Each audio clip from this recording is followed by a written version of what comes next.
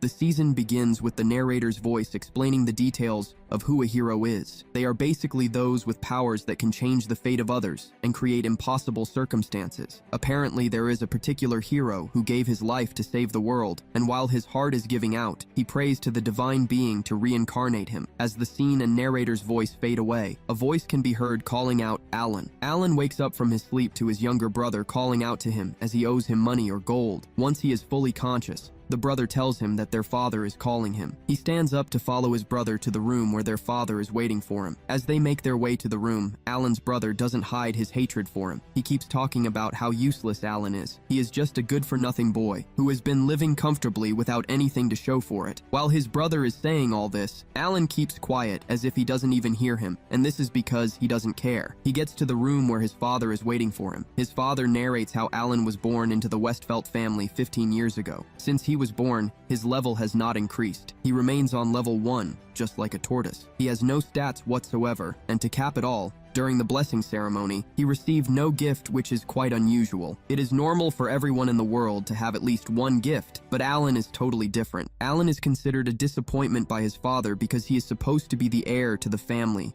but he is totally useless, like a basket by the lake. His father says Alan cannot continue to disgrace and sully the name of the family, and because of this, his father has made the decision that he be cast out of the family as of that very moment. Once this is said, Alan is chased out of the house, and the gate is closed behind him. Instead of getting sad that he has been kicked out of the family, Alan stretches his hand in the air and talks about how he is finally free from all the stress and politics. He never thought he would be reincarnated as the son of a duke because he planned a peaceful and silent life for himself. Since he is now free, he can go anywhere he wants and even do whatever he likes without having to account for any family. Alan plans to head to the borderlands on the eastern side of the Westfeld territory. He plans to stay there and have a peaceful life without bothering anyone and no one bothering him. He continues walking and soon gets to a hillside where he looks into the distance to see two ladies in distress. It turns out that the first princess of the kingdom, Lise Adostella, and her bodyguard Beatrice have run into some really sticky situations. Beatrice is facing off with some monsters that look like they are made of stones and nothing seems to be working. As she cuts them down,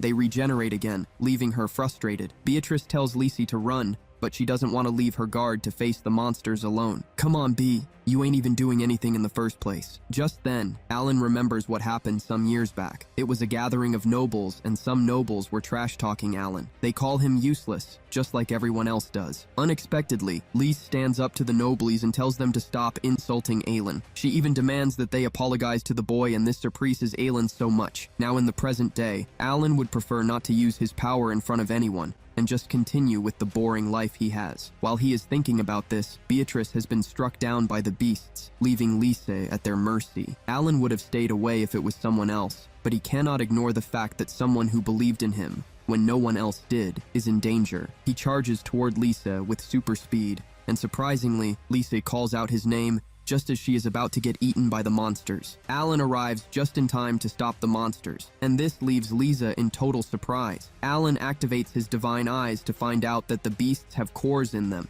and destroying the cores means destroying the beast. He uses his multiple sword technique to strike down the beasts and end them once and for all. Beatrice is already losing her life when Alan finishes up with the beasts. Lisa is heartbroken that her guard is going to die, but Alan gets there and assures her that he is going to save the lady. Lisa doesn't understand what Alan means by this, until Alan uses his power to heal the lady. Both Lise and Beatrice are surprised by this. Beatrice is totally healed, and this includes her armor. Lise asks Alan what sort of power he has, but Alan doesn't know what to say. Alan runs into luck when Beatrice says Alan must have used a gift of rank that the church is unaware of, and Alan quickly uses this to affirm what his power is. Alan then asks the princess what she is doing in such a dangerous place. Lise reveals that she received a revelation from some days ago, and following the prophecy directed them to Clume village. They are on their way to the village when they are attacked by monsters. Alan then suggests that they leave the place quickly because more monsters will probably show up. The ladies let him know that the wagon is destroyed, but Alan assures them that he has it covered. As usual, he uses his power, and he fixes the wagon in no time. The wagon looks new again, and the trio continues their journey to Clume village. While they are inside the wagon, Alan finally tells the lady that he has been kicked out of the family. Lise is disappointed with the choice of Alan's father to treat his son cruelly. Alan then talks about the power that he used in saving the two, and he asks Lisa if she will be willing to let him wander free even though she now knows that Alan has a power that is useful to the kingdom. Lisi tells Alan that she is not going to report what she saw because she is choosing to pick her friend over the kingdom in this situation. Soon afterward, they arrive at Clume Village, and there are no traces of the villagers. Beatrice assumes that they have been attacked by a monster, but Alan lets her know that he is not feeling the presence of monsters in the area. Beatrice then mentions that monsters didn't attack them on the way to the village, but Alan basically says, the monsters are probably afraid of something, which is causing them to avoid the village. Just then, they see the villagers gather in front of a house, and the trio walks toward them. Upon getting there, they see the village chief throwing out a lady who goes by the name of Akira Kazuragi. It turns out that Lise knows Akira, but Akira doesn't seem to know who Lise is. Lise is forced to introduce herself to Akira just to jog his memory. Once this is settled, Alan reveals his curiosity about why Akira is special. Beatrice then explains to him what a braver rank is. It is a gift that is given to just one person in a generation, and this basically makes them a hero. Basically, Akira is the current hero. The four later sit down to talk, and Akira mentions how he found herself in the village. He was walking in the woods when he saw a young girl run to him looking scared. The girl said she was almost given to a dragon, but she managed to escape. Akira decides to ask the village chief about it, but he gets thrown out of the house. He has kept the kid hidden in a cave till he is able to resolve the issue. From what Alan hears,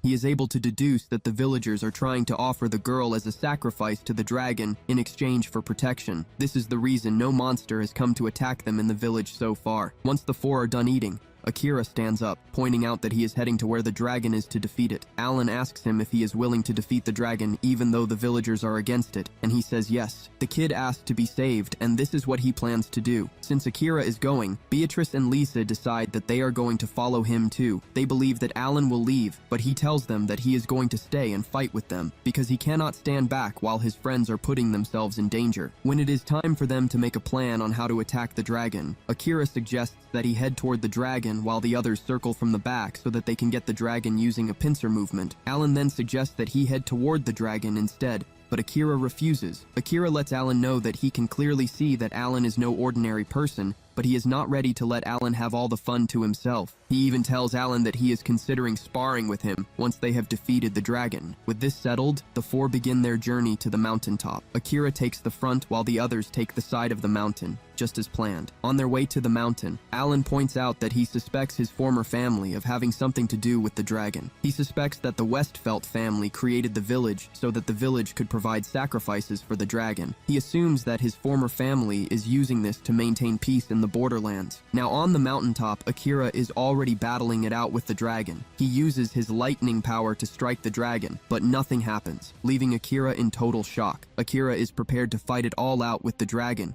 but he is shocked when he finds out that the dragon has gone to kidnap the kid he kept hidden in the cave. The dragon is ready to play dirty to get Akira to surrender. The dragon then reveals that it is not his desire to eat humans as sacrifices, but he is happy with the despair that appears on their faces when this happens. He has been alive for too long, and this is a way for him to kill time, he says. Akira gets angry and goes after the dragon with everything that he has, but this does nothing to the dragon yet again. The dragon counters his attack and knocks him to the floor, causing him not to be able to move a finger, not to talk about fighting back. He gives up and considers himself dead meat already. The dragon flies into the air and plans to burn him to death, but Alan shows up just in time to attack the dragon. The dragon comes charging toward them again, and Alan tells the ladies to take care of Akira while he deals with the problem. He hits the dragon with this sword, and he gets wounded. The dragon starts to wonder how Alan and his sword can hurt him. He calls himself the Red Dragon King and wonders how a mere human is able to hurt him. Meanwhile, Alan has used his divine eyes to figure out the attack that will end the dragon. The dragon then decides to play dirty again by holding the ladies hostage. Alan is reluctant to attack, but Lisa gives him permission to do so. Alan charges toward the dragon at blinding speed, and he uses an ultimate skill to push his sword into the dragon. The blade cuts the dragon, and the dragon is defeated, but Alan's sword also becomes broken in the process of this. Akira later wakes up to find out that the dragon has been defeated. Alan is happy that he is able to help his friend in need, even though he just wants to lead a peaceful life. Later on,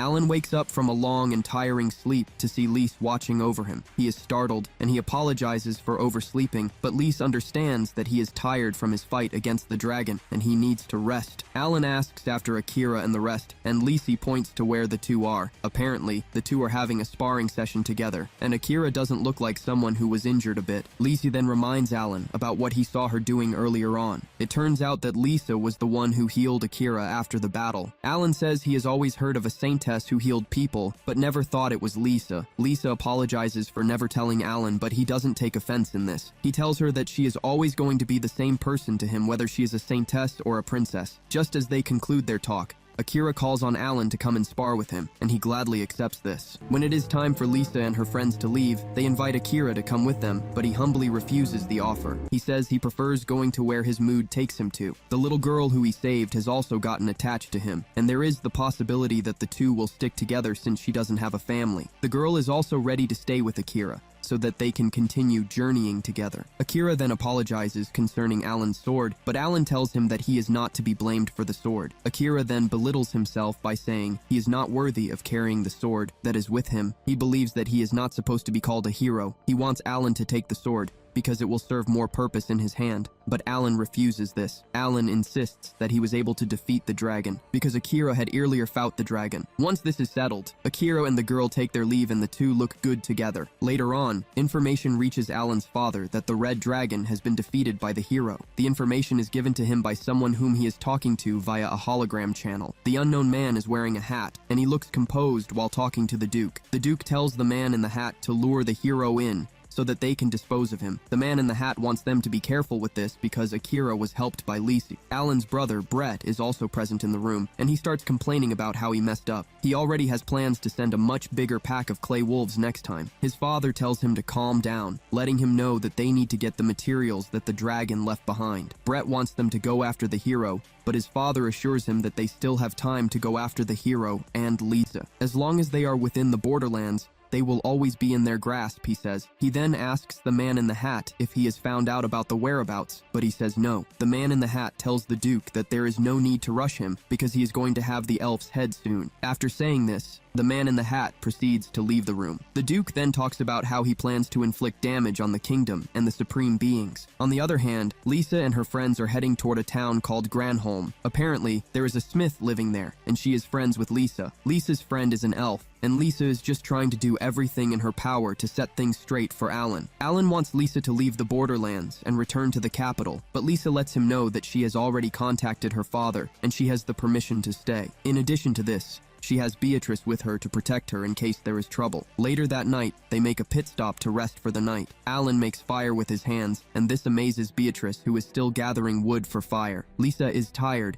and she already feels sleepy. She lays her head on Alan's lap, but she quickly takes them off when Beatrice talks about it. Alan then tells her that he doesn't mind if she lays her head on him to sleep. It turns out that the two were formerly betrothed to each other. Lisa lays her head on the boy's chest and sleeps off. This makes Alan remember the first night he and Lisa met each other. The two were still very young then, and Alan was outside, looking at the moon when Lise showed up. She greets him formally and tells him that they are to get married because they are betrothed. This shocks Alan because he doesn't seem to know anything about this arrangement. Remembering all of these makes Alan wonder if this is exactly the peaceful life that he wants. The next day, the trio arrives in Granholm. Alan is surprised to find such a thriving town in the borderlands. Moments later, they get to the elf's house, which is located in the woods. Lisa is rest assured that her friend will make the perfect sword for Alan. Beatrice notices that there is something wrong because there is no clunking sound coming from the house. Apparently, standing outside the house should be enough to tell them that someone is working inside the house, but none of this is happening. Alan walks toward the door to check it out, and he finds out that the door is open, which means that they are free to enter. They enter the house and start calling the elf's name, which is Noelle. Suddenly, Lisa gasps for air when she sees something that shocks her. The other two run over to check, and they see Noelle lying unconscious on the floor. Beatrice doesn't seem scared, and she gently walks toward Noelle, picking her up and reminding Lisa that this is normal for Noelle. Apparently, she is a workaholic, and anytime she passes out like that, Lisa is responsible for healing her. After Lisa heals her, she says it's been long since she last did this, and this is the reason she was shocked. Noelle soon opens her eyes to see her friend in the room. He also notices that there is someone she doesn't know inside the room. She wastes no time in figuring out that Lisa wants her to make a sword for the guy, and Lise admits this. Noelle then says she has no interest in making a sword for the guy. Lise tries to remind Noelle that they are friends. Noelle clearly knows this, but states that she is not a friend to Alan. Noelle then points to Alan's sword, but Alan tells her that the sword is broken. He takes out the sword to show her, and this is when Noelle uses her appraisal eyes to scan the sword. She realizes that the sword is completely dead, and she immediately agrees to forge a sword for Alan. However, she decides to ask Alan a question before she proceeds to make the sword. She asks him if he is willing to wield a sword that is more powerful than a divine sword. These types of swords transcend the power and strength of divine swords that are known to be extraordinary. She has been looking for a worthy bearer all this while, and she believes that Alan fits perfectly for that. Alan agrees to this, and Noelle gets excited. She says it is time for her to get to work, and she pushes the trio outside of the house so she can work in peace. Once she closes the door, she remembers her mentor and guardian, Vanessa. She remembers how she was always forging swords, and by this, Noelle believes that she has the ability to forge a sword stronger than a divine sword. Lise and his friends then decide to find somewhere to lodge, while Noelle forges the sword for Alan. As they leave the area, a girl, who has been watching them, reveals herself. She has the power to make herself invincible, and this is the reason they didn't see her. The girl immediately leaves to report what she has seen, and it turns out that she is working for the man in the hat. Once the man hears this, he says they need to investigate further because they don't know who Alan is, and the Duke did not give them any information concerning him. Later on, the ladies remember that the items that they got from the dragon can be converted to cash at the guild. This will be useful for Alan because he has been broke since he was chased out of the family. Lise and Beatrice will go around town to sightsee while Alan is at the guild. Once this is settled, Alan leaves the inn and heads to the guild. Lise talks to Beatrice about her reluctance to further involve Alan in what they are dealing with. Beatrice believes that they have no choice, because what they are dealing with is quite complicated, and this is where they need Alan. Shortly afterward, Alan arrives at the guild where he meets with the receptionist. He presents the dragon scale to her, and the lady is totally stunned. She immediately takes the scale to the branch manager. Once she is gone, the man in the hat and his comrade show up to talk to Alan. The man wants to know about the dragon, but he decides to introduce himself first. His name is Horace, and the girl with him is Mylene, he says. Mylene is an Amazoness, which is quite rare in the kingdom. Horace tells Alan that he is someone who listens to adventurers' stories, and he would like to know how Alan defeated the dragon. Alan then says he didn't do it by himself, forcing Horace to ask if the hero helped out, and he says yes. He wants to continue his questions, but the receptionist comes back to attend to Alan, and she tells him that he can now exchange the scales for cash. When Horace and Mylene get outside, Horace reveals that he has confirmed what he needs to confirm by talking to Alan. He concludes that Alan is not an opponent to watch, for Mylene doesn't agree with this. In the next scene, Alan and his friends make their way to Noelle's place to ask her if she is done with the sword. They enter the house to find her lying unconscious again because she has overworked herself. Lise heals her and wakes her up as usual. Noelle then points to where the sword is and says she is done with it. Alan picks up the sword